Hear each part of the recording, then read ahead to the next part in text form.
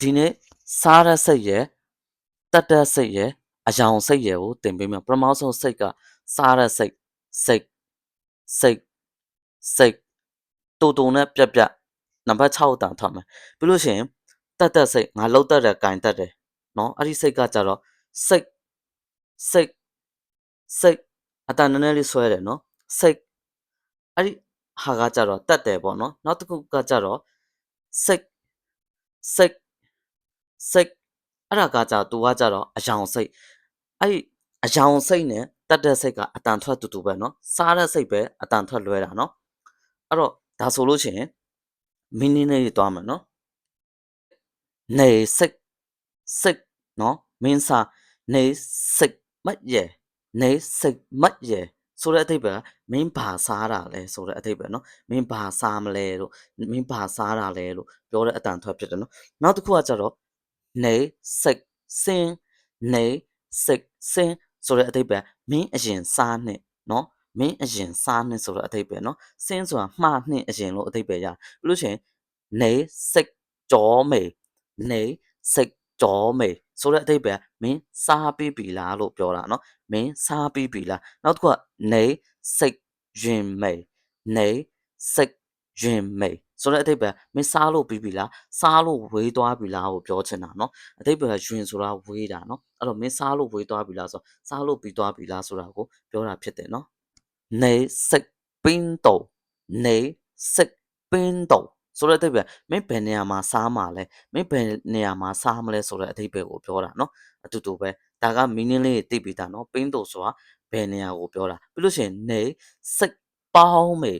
နေစိတ်ပေါင်းမေဆိုတဲ့အဓိပ္ပာယ်မင်းစားလို့ဝါပြီလားပေါင်းဆိုတာကဝါတာကိုပြောတာဖြစ်တယ်နော်အဲ့တော့နောက်တစ်ခုကနေကောက်ကောက်စိတ်နေကောက်ကောက်စိတ်နော်ဆိုတာမင်းစားလို့လောက်လားကောက်ကောက်ဆိုတာမင်းလောက်လားမလောက်ဘူးလားကိုပြောချင်တာဖြစ်နော်နောက်တစ်ခုကနေချမ်းငေါ်စိတ်နေချမ်းငေါ်စိတ်ဆိုတာမင်းငါ့ကိုကြွေးချမ်းဆိုတာကြွေးမွေးတာကိုပြောတာဖြစ်တယ်နော်အဲ့တော့နောက်တစ်ခုဆိုလို့ရှိရင်ငေါ်ချမ်းနေစိတ်ငေါ်ချမ်းနေစိတ်နော်ငါမင်းကိုကြွေးမယ်ဆိုတာနော်ချမ်းဆိုတာကျွေးမွေးတာကိုပြောတာဖြစ်တယ်နော်အဲ့ငါမင်းကိုကျွေးမယ်ဆိုတဲ့အဓိပ္ပာယ်ရောက်တယ်နော်နောက်တစ်ခုကနေပေးပင်းကောစိတ်နေပေးပင်းကောစိတ်မင်းဘသူ့ကိုကြွေးတာလဲမင်းဘသူ့ကိုပေးစားတာလဲလို့ပြောတာနော်ပေးဆိုတာပေးတာစိတ်ဆိုတာစားဆိုမင်းဘသူ့ကိုပေးစားတာလဲဆိုမင်းဘသူ့ကိုကြွေးတာလဲလို့ပြောတဲ့အဓိပ္ပာယ်နော်နောက်တစ်ခုကငေါ်စွမ်းစိတ်ငေါ်စွမ်းစိတ်နော်ငေါ်စွမ်းဆိုတာအဓိပ္ပာယ်ကကြတော့သူကငါရဲ့ဆန္ဒနော်စွမ်းစွမ်းနော်ဆိုတဲ့အဓိပ္ပာယ်က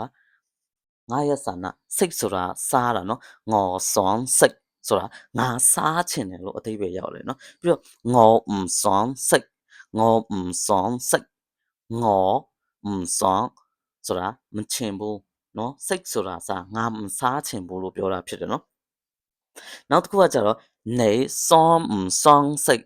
နေစွမ်းစွမ်းစိတ်ဆိုတာကမင်းစားချင်လားမစားချင်ဘူးလားကိုပြောတာဖြစ်တယ်နော်နောက်တစ်ခုကကြတော့ငေါ်စွမ်းစိတ်လေးကောငေါ်စွမ်းစိတ်လေးကောဆိုတာဒါကိုပြောနော်ငါဒီဟာစားချင်တယ်ဒီတစ်ခုစားချင်တယ်အတူတူပဲနော်နောက်တစ်ခုစိတ်ကကြတော့ဟိုတက်တဲ့ဟာနော်နေစိတ်ကြုံ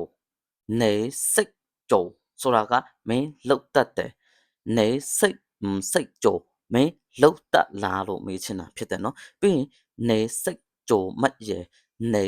စိတ်ကြုံမတ်ရဲ့မင်းဘာလှုပ်တတ်လဲလို့ပြောတာဖြစ်တယ်နော်ဒါတွေက meaning အသေးလေးသိပြီးသားပြီးလို့ရှိရင်